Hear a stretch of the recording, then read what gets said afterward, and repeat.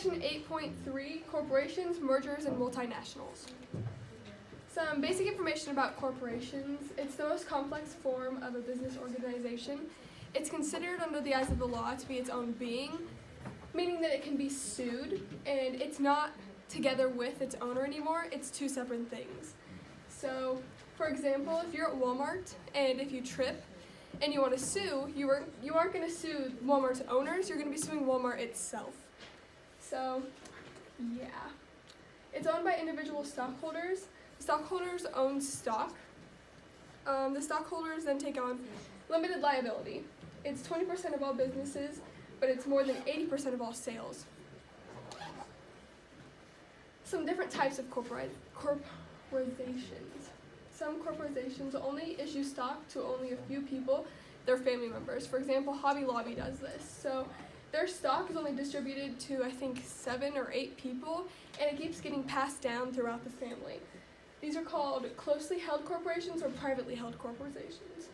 Publicly held corporations have many shareholders that buy and sell on the open market, such as the New York Stock Exchange. This is like what we do when we do stock days. That's a public held corporation because we're buying it. The corporate structure. The owners, the stockholders, elect a board of directors. The board of directors then elects a CEO, the chief executive officer. Know that because that's going to be on the quiz, what that stands for. And the CEO then hires managers and employees. So the CEO is deciding a lot of it, like how the company is going to be doing, because if he hires bad managers and bad employees who don't work, the profit is going to be lower, so then the stock is going to be worth less. Advantages of incorporation. Both stockholders and corporations benefit from forming a corporation. Stockholders, they get limited liability. If they lose a lawsuit, such as when the Walmart and the tripping, if they were to lose that, they have to pay the money to the person, but the stockholders' individual assets aren't going to be touched. So like their property and stuff like that, that's not going to be taken away from them. And it's easier to get into and out of a company. You can just go and buy it if it's public, and you don't have to actually be that big of a part of it. You don't have to know the business side of it. You don't have to have that information. Advantages of incorporation. Corporations, this is for the corporations. More potential for growth through selling shares on the stock market to get more capital. Over in the corner, those are examples of corporations in each state, which Cabela's isn't anymore. It's had a merger with Bass Pro, but they raise money by selling bonds, promises to pay back borrowed money with interest, and they generally last longer than simple proprietorships and partnerships because more people are involved and more money is getting funneled into that because of all the people involved. So they have a longer chance of lasting longer. Disadvantages of incorporation. Incorporation is hard to become a corporation because of the expense of the startup.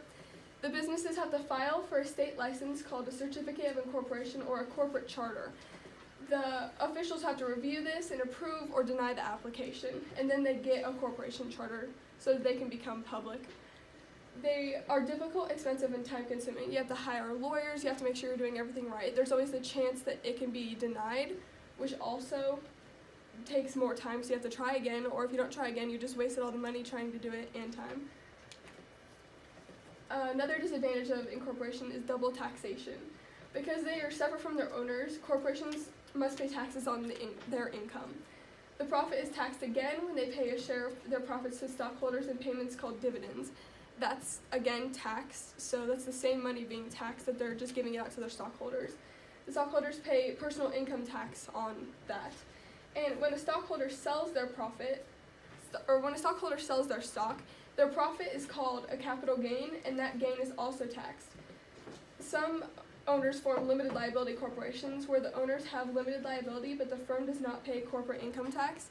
This is so you can become public, but you don't have to.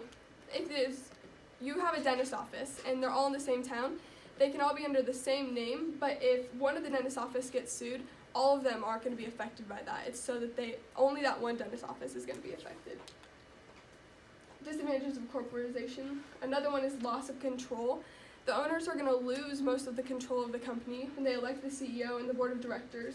are going to be the ones that are actually managing.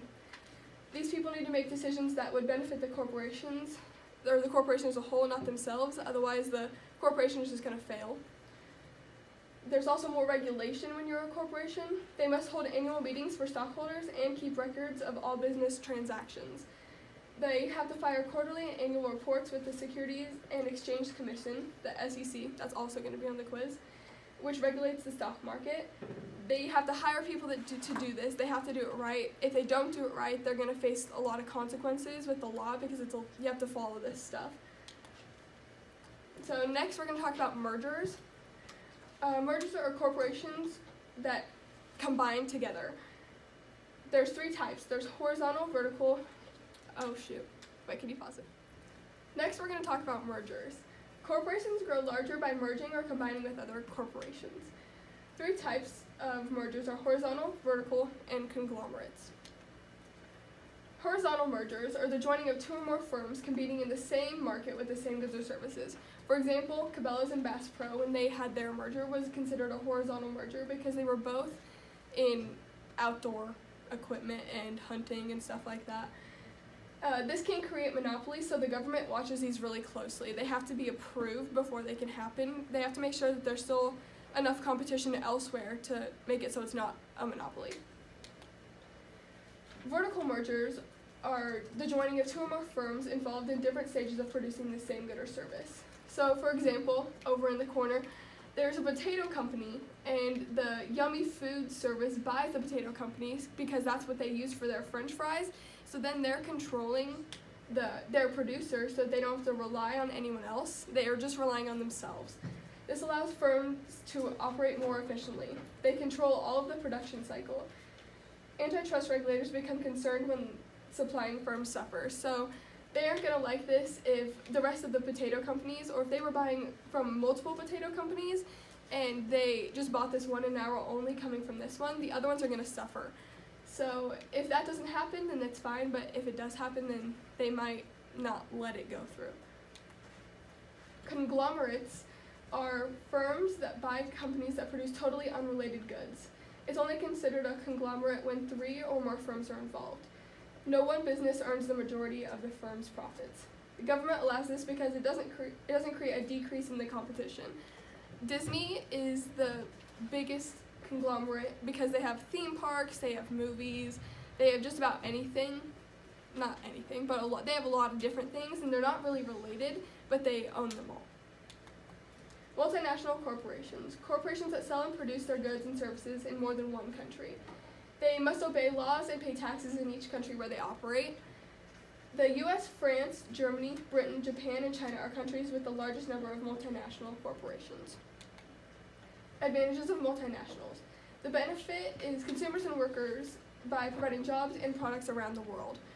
The jobs help people in poor countries enjoy a higher standard of living because they have jobs that they can rely on and that are probably going to stay there for a while. It also helps spread technology around the globe.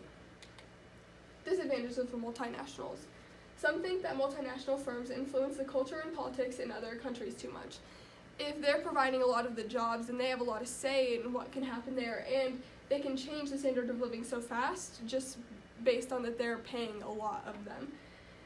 They get criticized for the jobs they create having poor working conditions and wages as well. Sometimes it's called like a sweatshop, where if they are working in really bad conditions and for really low wages compared to what we are in the US or other places, they get looked on poorly because that doesn't seem fair. But for these people, it seems nice to them because they actually have a job that's paying them money, and they think that that's good money because they don't really know anything different, and that's more than, say, their neighbors making farming or whatever they're doing.